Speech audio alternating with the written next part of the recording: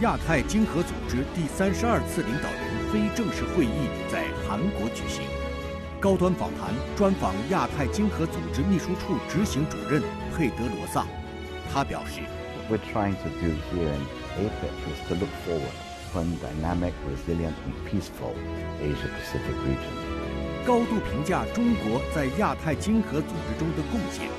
他强调 ：“China has always been a very active member of APEC. Ever since it joined.” 赞赏习近平主席对于经济全球化和扩大开放的中国主张。他说 Well, I think it remains extremely relevant. They are critical to the future of this region.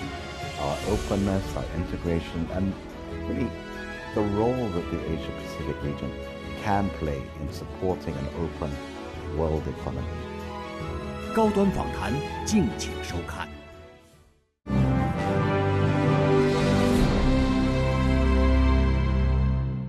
关注国际焦点，洞察世界风云。大家好，欢迎收看本期高端访谈，我是何延科。此刻我们正在亚太经合组织第32次领导人非正式会议的举办地韩国庆州，即将对话亚太经合组织秘书处执行主任佩德罗萨。在全球经济增长放缓、逆全球化暗流涌动的当下，亚太经济将如何共赢挑战？构建亚太命运共同体，各方应如何携手共绘繁荣新图景？在区域合作的关键时刻，中国为深化亚太合作贡献了怎样的智慧与力量呢？让我们一起在对话中寻找答案。Mr. Pedrosa, so good to see you here, and thanks for joining us on Leaders Talk. Well, thank you for inviting me. As the 32nd APEC Economic Leaders Meeting is about to begin, you have arrived at Gwangju ahead of schedule to get everything ready. And also, I watched your video post on the social media, which you filmed in your office before your departure. And I noticed that you posted the other one the other day, that you invited everybody to Gwangju for the APEC. So in different ways, I believe you surely want to get more people to pay attention to APEC meetings. Yep, that's right. A lot of people don't really understand what APEC is. You know, people see the leaders meeting, a few handshakes, but underneath that, there are 12 months of meetings, almost 300 meetings a year, preparing what will come about during the leaders meeting.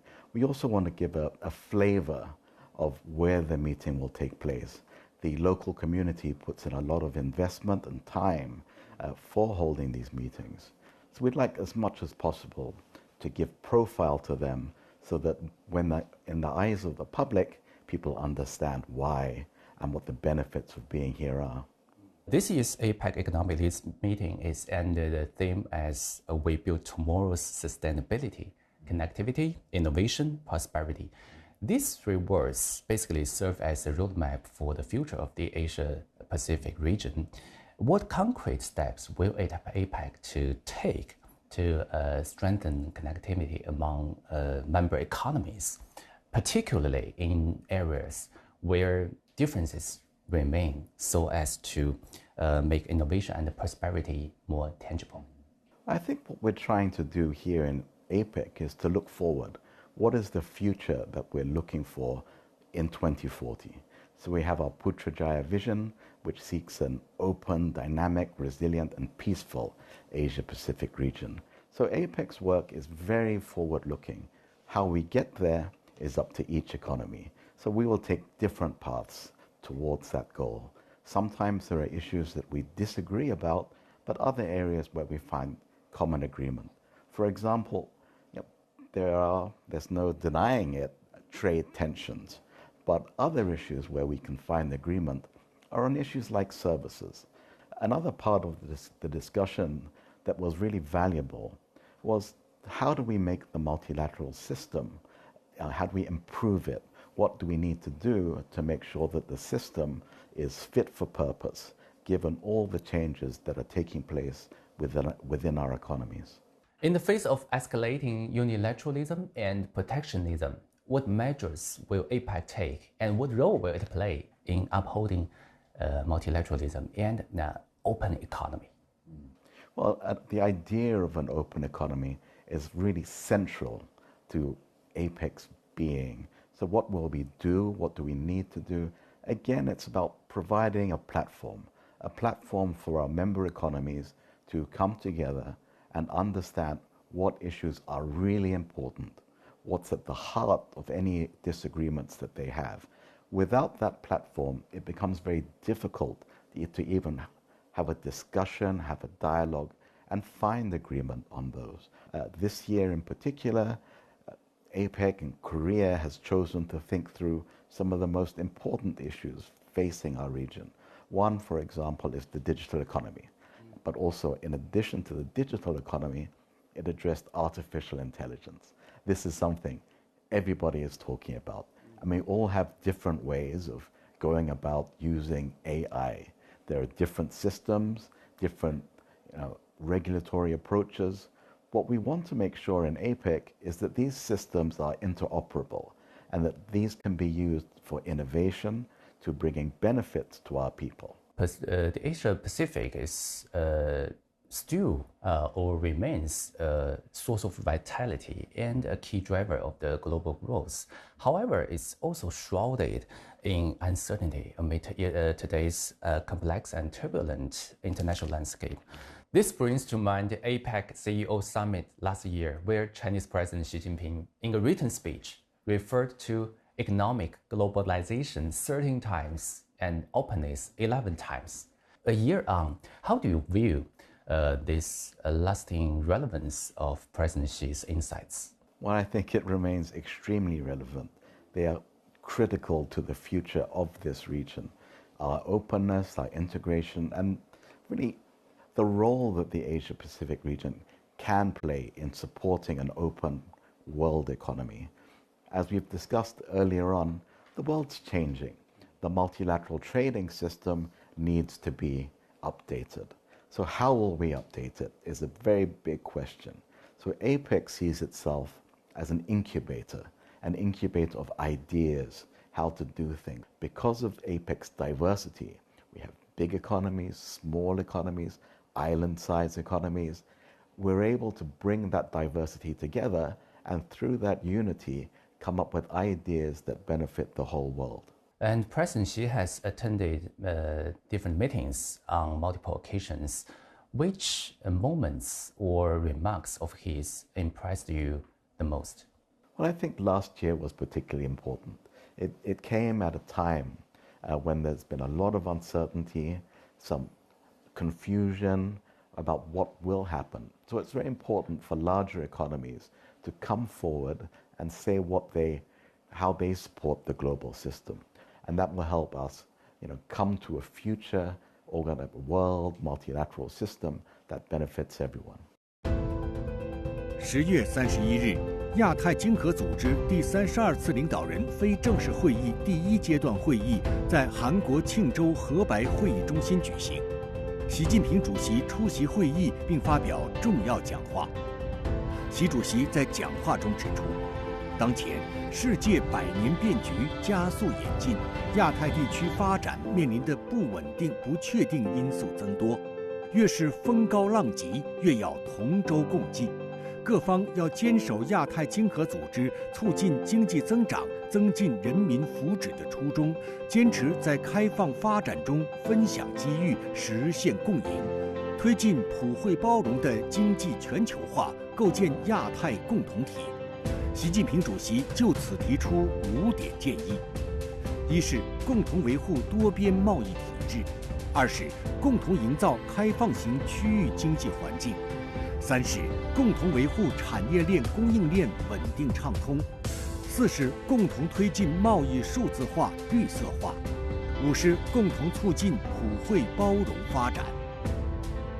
What we have said that APEC is the most important economic cooperation mechanism in this region. It represents nearly 40% of the world's population, almost half of global trade, and over 60% of the global economy. What do you think is the soul of the APEC? Well, the soul of APEC is a member-driven organization, and that's what makes it unique. It's not someone telling someone else what to do, but it's our members coming together, coming up with initiatives, projects that others can join. And that's what makes APEC unique. It's that member-driven concept that these are ideas that everyone can sign up to and think about. So share their own approaches. This is how I'm addressing AI. This is how I'm addressing climate change. What do you think? Would it be beneficial to you given the different contexts in which we all live? Looking ahead, as APEC advances the building of the free trade area of the Asia Pacific and deepens cooperation in emerging areas such as you just mentioned, digital economy or artificial intelligence, what are your expectations for APEC to inject new momentum into the economic growth of the Asia Pacific and the wider world? And how do you envision the future of an Asia Pacific community with a shared future? Yeah, well, the free trade area of the Asia Pacific started off as an idea, as a responding to the proliferation of regional trade agreements. So what we found was that businesses were trying to adapt to these supply chains, but they found it difficult to adjust to the rules of origin. There's so many different rules of origin in complex supply chains. So that was one part of the discussion. Another part of that discussion was that the Doha development round of the WTO had stalled. So the hope was that the concept of an FTAP would help, energize those multilateral discussions. But now FTAP has taken on a life of its own. It's become core to APEC's mission. And what we're trying to do is to use existing pathways like the Regional Comprehensive Economic Partnership and also the Comprehensive and Progressive Trans-Pacific Partnership. These are pathways, if you like, to an eventual FTAP. Now, what we really need to do with these agreements is to make sure that they are relevant. As we talk, is it all trade in goods? Is it trade in services? Is it digital trade? So we need to make sure that these agreements moving forward are really relevant to where we all live and work today. And with multiple economic cooperation mechanism flourishing across the Asia Pacific, how will APEC can complement and coordinate with other regional mechanisms such as ASEAN to achieve mutually reinforcing progress? Well, ASEAN is actually an official observer of APEC. So ASEAN actually participates in APEC's meetings. So that's a very strong connection that we have between ASEAN and APEC. Many ASEAN members are also members of APEC, so that already has a built-in mechanism for coordination. But beyond that, APEC is open. APEC is open to views, input from all different types of organizations. So the World Bank, the IMF, and so these are really useful strengths that APEC has. It's not an exclusive club, but it's somewhere where people can come together and hear views from all around the world and what will be important for the people and the kind of research, ideas that come through these different organizations. 亚太地区是世界经济增长的重要引擎，亚太经合组织是亚太地区最重要的经济合作机制。中国自1991年加入该组织以来，始终以务实行动推动亚太地区贸易投资自由化、便利化进程，如今已成为其大多数成员的主要贸易伙伴和出口市场。在共建“一带一路”倡议框架下，中国与亚太地区的合作不断深化，超过半数的亚太经合组织成员参与共建“一带一路”合作，一批标志性项目在区域落地生根。例如，雅万高铁助力印度尼西亚驶入高铁时代，秘鲁前海港构筑起中国与拉美陆海连通的新动脉。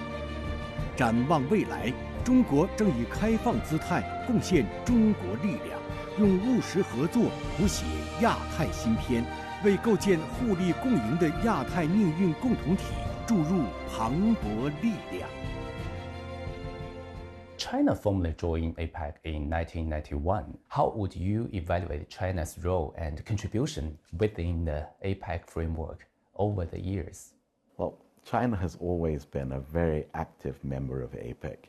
ever since it joined, using APEC as a way to understand the global rules of the game. So from that period on, China then took on a much stronger leadership role in thinking about what needs to happen to make the region and the world more prosperous. So, for example, in 2001, there was a lot of discussion on the digital economy, and that's where there was an emphasis on human capital for this new economy that we're facing. And then when China hosted APEC again in 2014, they came up with the Beijing roadmap for the FTAP.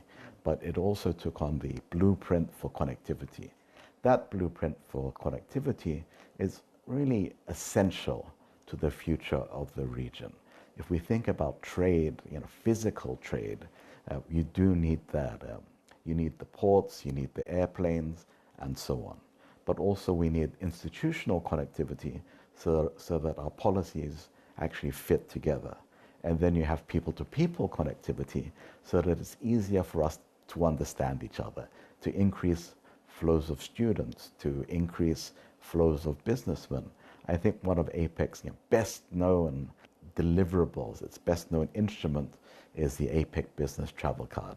And this makes it easier for businessmen to travel around the world, around the region, and to make those investments in the economies of the region. Yeah, we can see the counters at the custom of each airport. They have the special channel. And for the China's role here, I got a set of data here. In the first 3 quarters of 2025 this year, China's trade in goods with other APEC member economies grew by 2% year on year, reaching 19.4 trillion yuan. That's roughly like 2.7 trillion US dollar. Amid rising uncertainties in the global economic and trade environment, what does this growth trend tell us? We're seeing so much trade around the region. The percentage of trade to GDP for many of these economies is exceptionally high. So trade flows are always very important. So what does it mean? It means we're just continuing the growth of integration. We'll find different ways of developing this. We're trading in different things today. A great example is in renewable energies, in EV cars, for example. China's been very good, I think, in producing electric vehicles. So you see more and more of those on the streets of where I live in Singapore. But we also have a choice through trade of which car we like. And that's the beauty of an open market. Talking about China's green development, actually, in China, there's a term called APEC Blue. I'm not sure whether you have heard of it. I remember it well. Yeah, that's when Beijing hosted the APEC economic leaders meeting in 2014. The sky was exceptionally clear. Yes, I remember. That's giving rise to this phrase. And at that time, people are wondering whether this kind of APEC Blue could last. And I remember President Xi Jinping pledged that it would become a permanent blue. Now we have seen the great contribution of the air pollution control in China. I'm glad to know there's still an APEC Blue and that it's not just a temporary phenomenon, but it's also something that speaks to the development of our economies, from a heavy industrial economy to lighter industries, to services, but there's more light industry and more value added in the sort of manufacturing that we do. And China develops its national plans on a 5-year cycle. I believe you knew it. How do you assess this practice? It's always good to be forward-looking, to have a plan on what you plan to do and to measure what you will achieve. I think there's this well-known saying that, if you can't measure it, it won't get done. So, this is very useful for different economies to think about. So I hope is that in setting these plans, it will make us work towards that common goal. Exactly. And also, President Xi once explained China's perspective on time to foreign leaders. He said that, in our understanding, time cannot be measured in 10 years or 100 years, but in hundreds of years or thousands of years.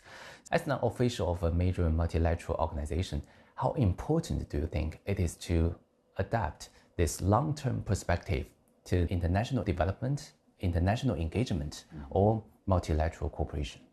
Well, long-term goals are always good. It provides a guidebook, a map for the kind of objectives that you want to reach. You know, there may be bumps along the road, you may be diverted, but at the end of the day, you're hoping that you get to that 100-year goal. So, for example, APEC has its Putrajaya vision. That looks forward 20 years. That might be short in China's view, but again, still, it's a long-term goal for us that we will be working towards. So there'll be bumps along the road, but we all hope that by working together, we will achieve that goal. You used to mention that China has achieved leapfrog development in many areas, and you visit China this past June. From your perspective, what does the Chinese path to modernization look like, and what personal experience have shaped your understanding of China's rapid development? Well, I've been visiting China, I don't know how many times, many times. But as I walk through the streets of, say, Beijing, you see the development of these cities as you visit every 2 months, 3 months, and 6 months. And there are other cities like Tianjin, where again you've seen this very rapid development. I remember a few years ago driving from Beijing to Tianjin, and now you have a high-speed link. So this is very useful. I was on a family holiday, and it was very easy to go from city to city and to navigate through the high-speed trail links, even though I really can't speak Chinese. So enjoy like everything from China, like food, lifestyle. So in 2026, next year, China will host APEC for the 3rd time. What are your expectations for this upcoming summit? And how do you envision it playing out? Are there any special plans currently under your consideration? We'll have to wait till the Chinese government comes out with its priorities. We're looking for more openness, a focus on innovation, and on cooperation as well. You know, connectivity has been something that China has focused on over the past 10 years at least, building throughout its rail network, as I mentioned. Are there lessons that can be learned through their own domestic processes as well? And then again, talking about trade, you know, how has China trade changed over the past few years? What is China exporting now compared to the 25 years ago? All of our economies go through changes, so it'll be interesting to hear through the next plan and through the APEC hosting, you know, what we can learn from that. Thank you so much, Mr. Pedrosa. Thanks for your insights. Well, thank you.